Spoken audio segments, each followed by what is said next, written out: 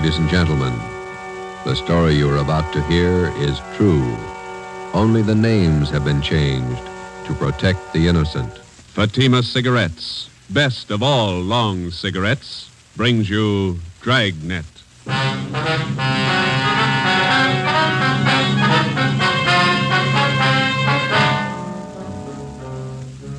You're a detective sergeant. You're assigned to robbery detail.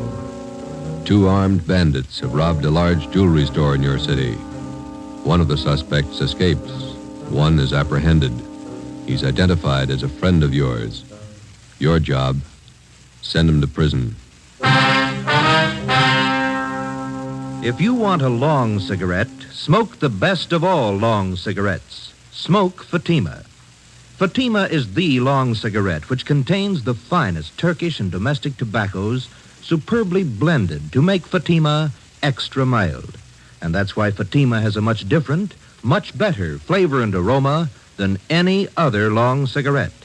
That's why Fatima is doubling and redoubling its smokers. So, if you want a long cigarette, smoke the best of all long cigarettes. Smoke Fatima.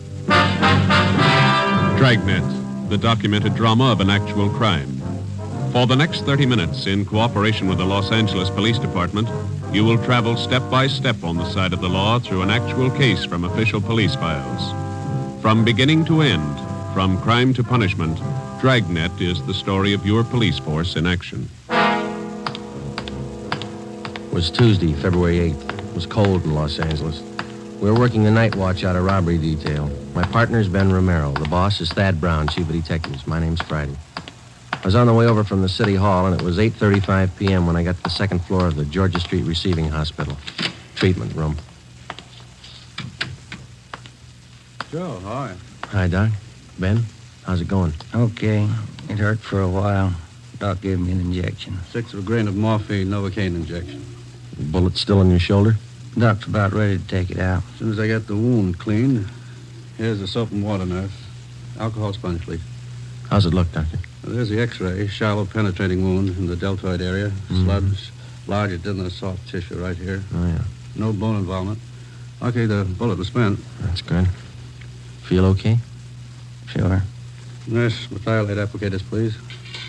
Thanks. Let's see now. Where'd you leave Tyler, Joe?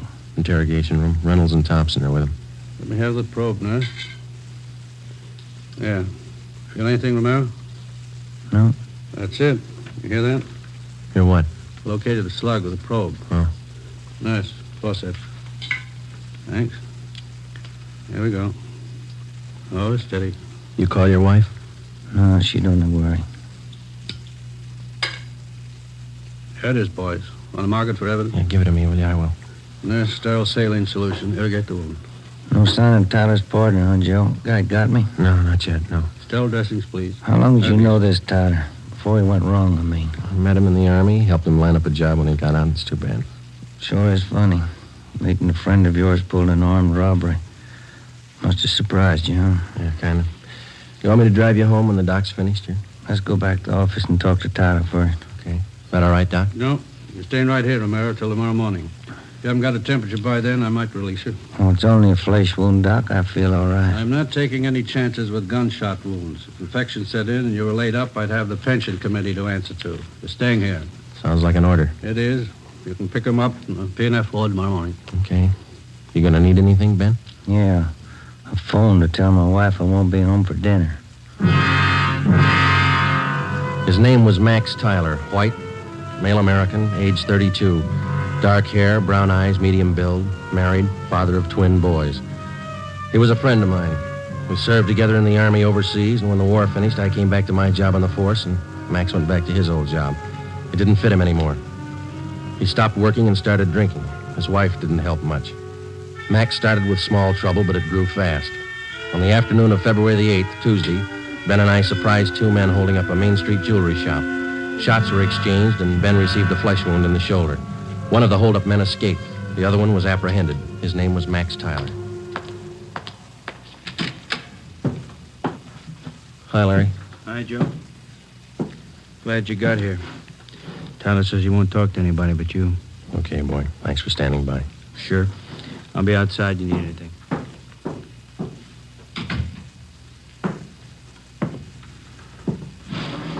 Max, Joe, you're in deep this time. You shot a cop. I didn't.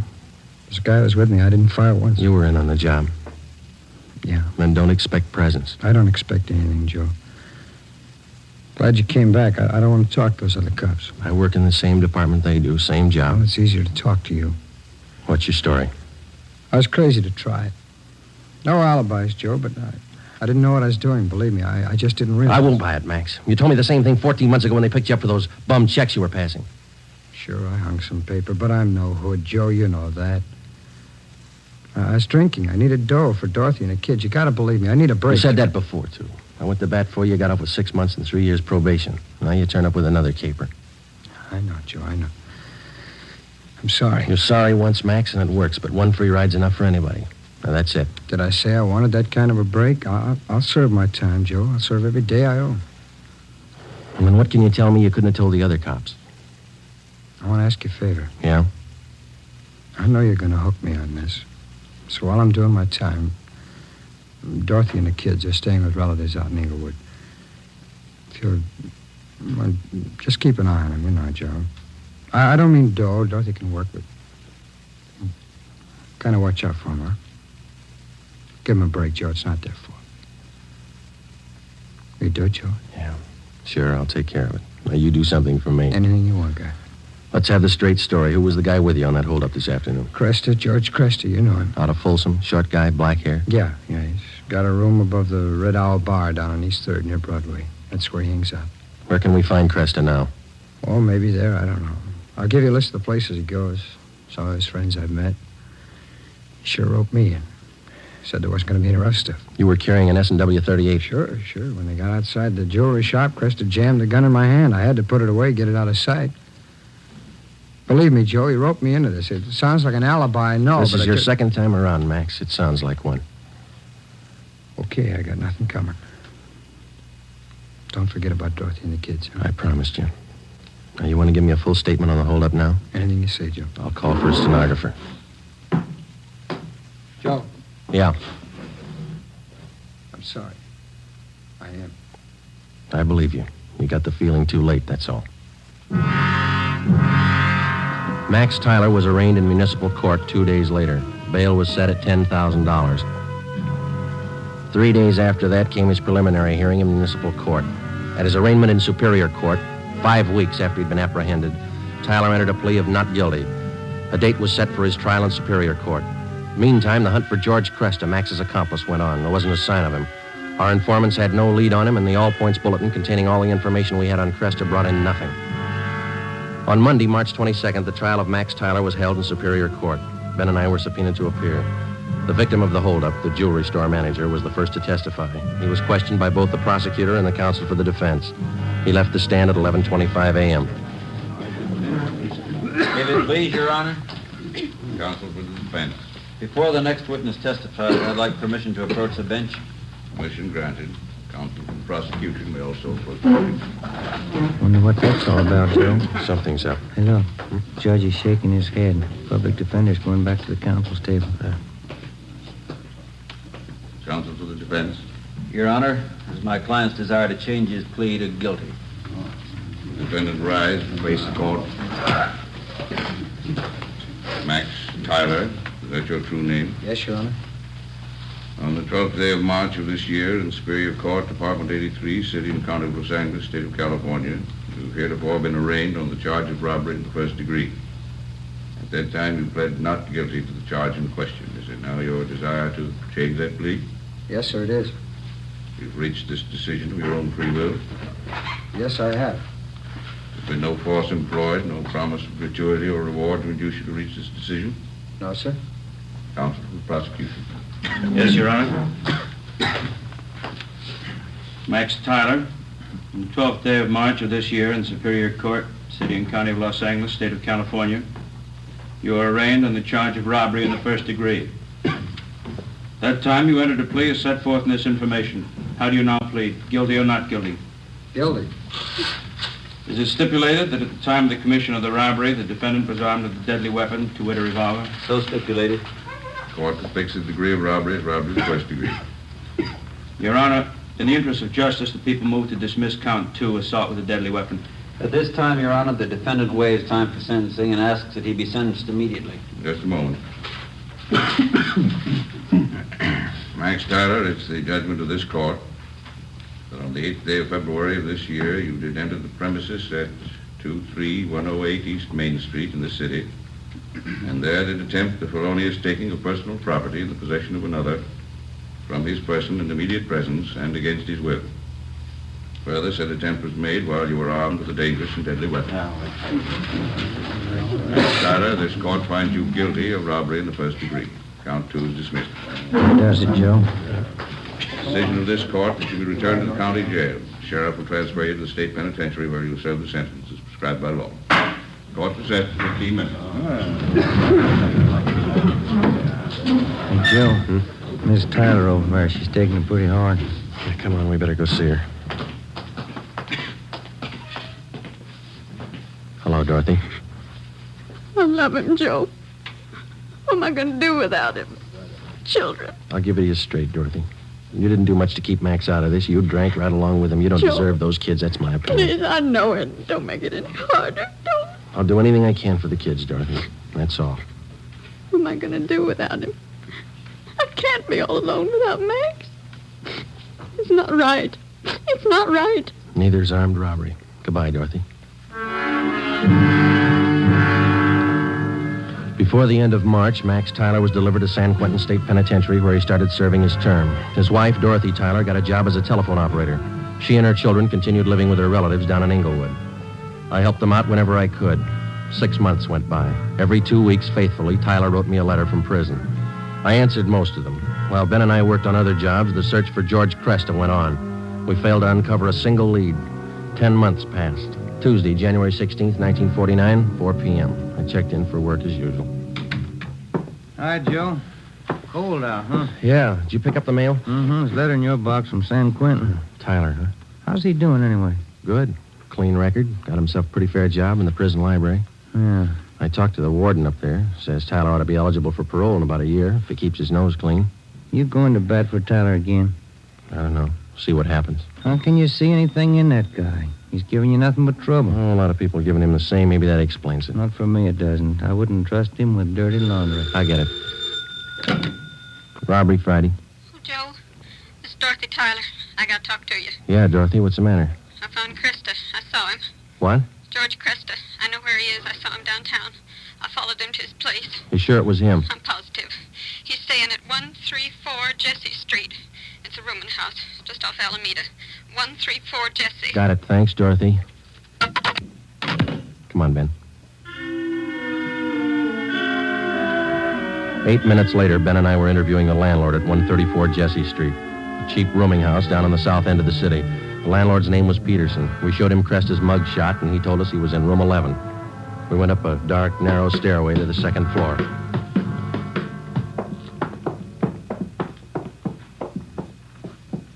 And here we are, number 11. All right, stand clear. I'll try the door. Mm-hmm. It's open. Yeah. Joe, have a look. He's asleep. He's passed out. Come on, slip the cuffs on him.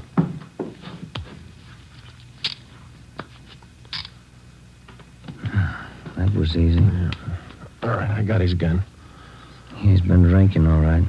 He'll have a big hangover. He'll have a long time to get over it.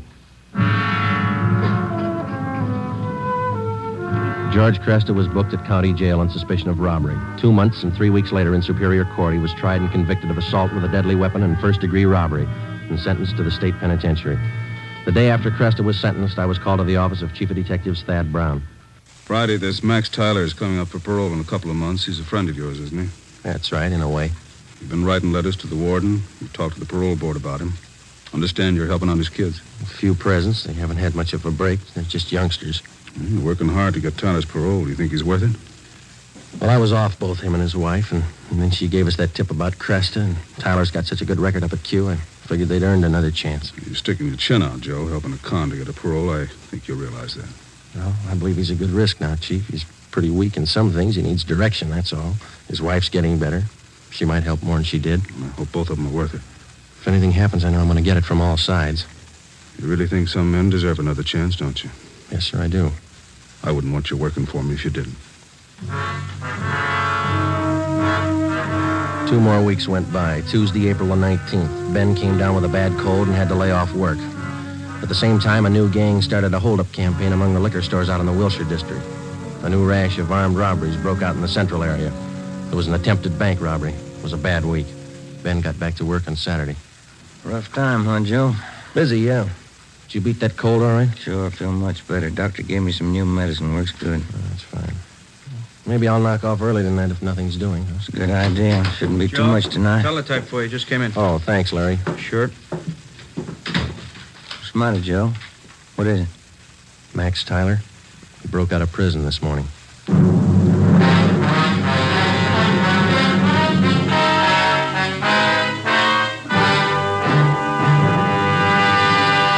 You are listening to Dragnet, authentic stories of your police force in action. And now, here's an authentic report from Fatima Cigarettes. In 1949, Fatima doubled, tripled, and quadrupled its smokers. In 1950, enjoy Fatima yourself. You'll find Fatima extra mild. Because Fatima is the long cigarette which contains the finest Turkish and domestic tobacco superbly blended to make Fatima extra mild. You'll find Fatima tastes much better. Fatima's superb blend gives you a much different, much better flavor and aroma than any other long cigarette. You'll find Fatima tops in cigarette quality. Fatima has always stood for the best in cigarette quality. For a new year of great smoking enjoyment, buy Fatima in the appealing golden yellow package. You'll agree, Fatima is the best of all long cigarettes.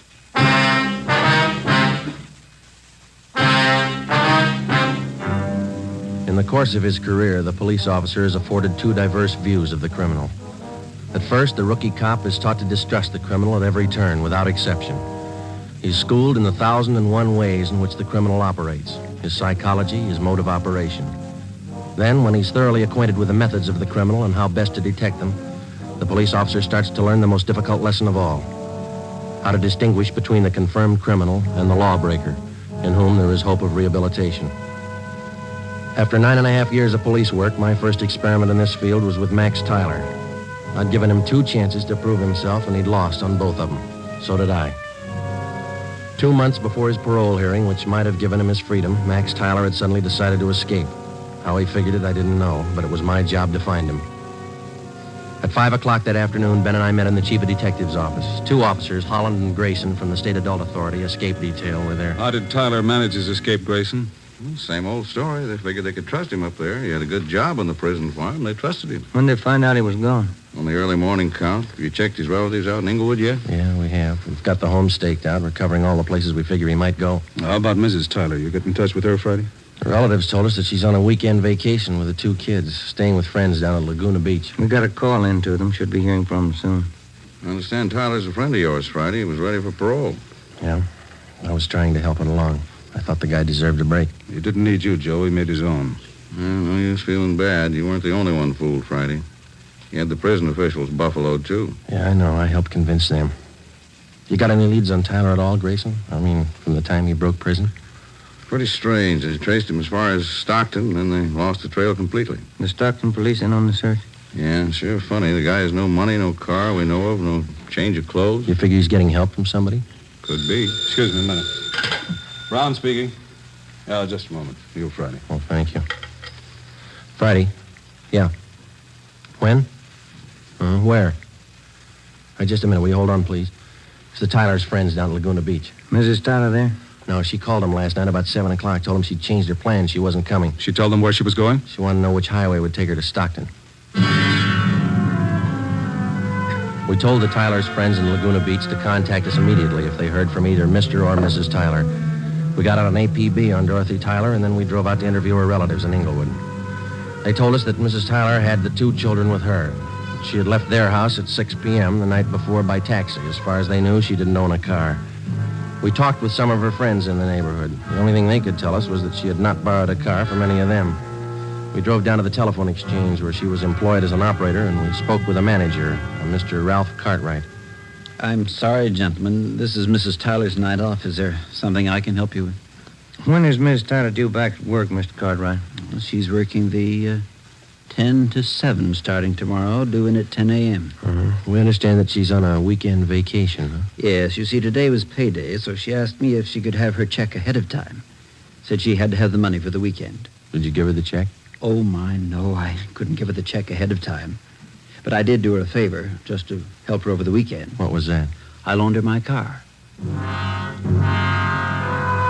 We got a complete description of the car together with a license number and called the office. The information was broadcast to all units throughout the city and teletyped to all points in the state.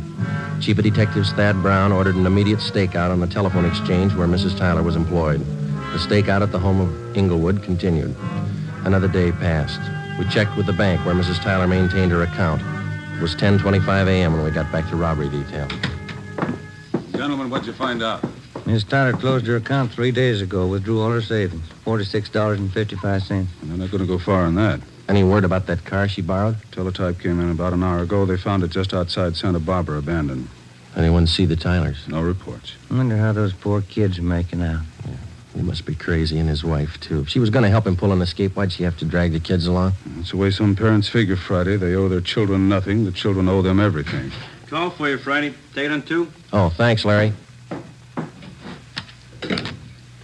Friday. This is Hopkins, Friday, on stakeout, the phone exchange. Yeah, Bert. Tyler woman came for a check. We got her.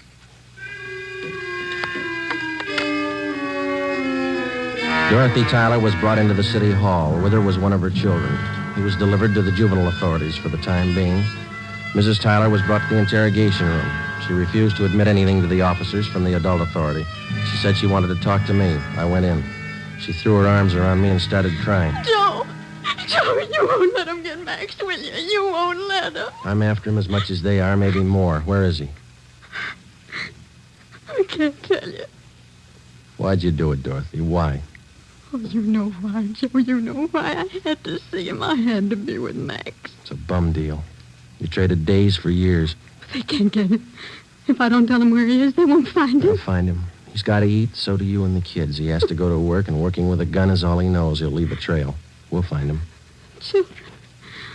What have they done with the children? Where's Jimmy? They're taking care of him. That's more than you did. Where's your other boy, Vance? Max. Max has him. Oh, that's fine. You and Max ought to be real proud of yourselves. I had to see him. You know that. I had to see Max. Has he got a gun? Has he? Yes. Has he used it? No. He just thought he might need it. He hasn't hurt anyone. I swear it. You helped him escape, is that right? You helped him. He needed help. I met him at San Rafael. We drove all night. He didn't hurt anyone, Joe. He hasn't hurt anyone. Where is he now? Where is he? All right, Dorothy, we'll find him. Joe, if I tell you, will you go alone? I can show you the way. Will you go alone? Yeah? All right. I'll take you to him, Joe. I trust you. Yeah, I trusted him once, too. 5 p.m., Monday, April 25th. Dorothy, Tyler, Ben, and I got in the car and headed north for the coast town of Santa Maria. Acting under orders of Chief of Detectives Thad Brown, Larry Thompson from Robbery Detail followed in another car. Holland and Grayson from the State Adult Authority were with him. It was 10 minutes past 8 when we drove through the town of Santa Maria. Just outside the city, Dorothy Tyler directed us to turn off onto a dirt road. We drove about 2 miles. She told us to pull up. Across that field. Shack by those trees. Lonely out here. I'll go with you, Joe. Maybe Max won't understand. Oh, you stay here. Joe, that car stopped here. It's cops, Dorothy. It had to be. They won't shoot unless Max does. But you promised. You said you'd go alone. I'll go alone. Friday? Hello, Grayson. Where is he? She tell you? That shack over there across the field by that clump of trees. He's got one of the kids with him, that right? Yeah, he won't be any trouble. He's armed. The cons up at Quentin say he won't be taken alive. They say he'll shoot it out. They talk a lot. You better let us take him. You're not getting paid for this one. I'll take him alone. I made a promise. That guy in the shack's in the habit of breaking promises. I keep mine. Keep an eye on Miss Tyler, will you, Ben? Thompson's watching her. I'm coming with you. I told her I'd go alone. There's 2 doors, front and back. Which one you going in? Front. I'll be around back. Careful, Jim. Yeah. I'll be right back, Grayson. I started to cross the field. The shack was about 100 yards from the road. The field was uncultivated, and I wasn't sure of my footing. I stumbled over a tree stump. Halfway across the field, the lights in the shack went out. Who's that? Who is it? It's me, Max. Joe Friday.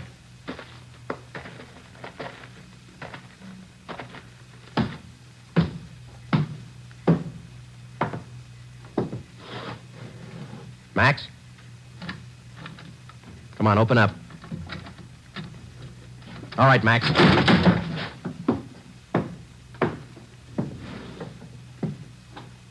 Why the gun, Joe? I never thought you'd take me with a gun. I never thought I'd have to kick down a door to get you. You've changed a lot, Max. How'd you find me, Dorothy tell you? Where is she? Outside. Your boy over there, Vance. He's sleeping. He's okay. Put out your hands. Put out your hands. Oh. I'm sorry, Joe. Yeah. You've been good to us. I won't try to explain. Neither will I, Max. Come on.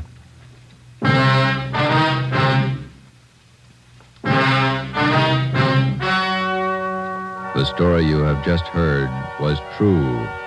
Only the names were changed to protect the innocent. On June 2nd, trial was held in Superior Court, City and County of Marin, State of California. In a moment, the results of that trial. It's amazing how many long cigarette smokers are changing to Fatima. Here are the actual figures. New York Division. Fatima sales up 132%. Los Angeles Division. Fatima sales up 545%. St. Louis Division. Fatima sales up 548%. Yes, in 1949, more and more smokers discovered that Fatima is the best of all long cigarettes. They found Fatima extra mild. They found Fatima has a much different, much better flavor. They found the name Fatima means the best in cigarette quality. In 1950, enjoy Fatima yourself. Best of all long cigarettes.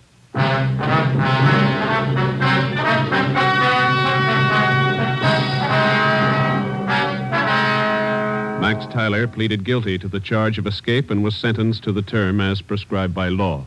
He was returned to San Quentin and then transferred to Folsom Penitentiary, where he is now serving his sentence. You have just heard Dragnet, a new series of authentic cases from official files. Technical advice for Dragnet comes from the Office of Acting Chief of Police, W.A. Wharton, Los Angeles Police Department. Dragnet honors the state of California and the men of the California Highway Patrol, another of America's outstanding law enforcement agencies. One of these men, Highway Patrol Commissioner Clifford E. Peterson, outstanding administrator and educator in the field of law enforcement, dedicates his life to making yours more secure. Fatima Cigarettes, best of all long cigarettes, has brought you Dragnet from Los Angeles. Be sure to hear Mr. and Mrs. Ronald Coleman in the Halls of Ivy starting tomorrow on NBC.